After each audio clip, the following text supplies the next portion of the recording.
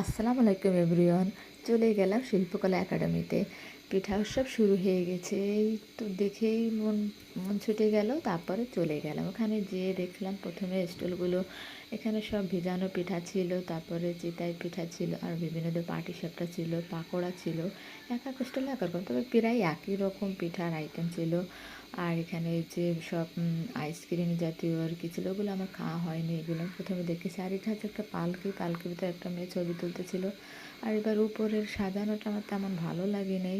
পরে গত বছর অন্যরকম ছিল।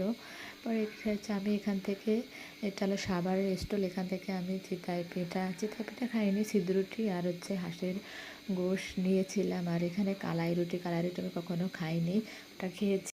হাঁসের গোশ 150 টাকা, আর হচ্ছে সিদ্ধ রুটি 20 টাকা করে। তারপরে আমি নিলাম মেরা পিঠা ওর আবার আন্না না কি পিঠা, স্যাড়া পিঠা বলে আর কি।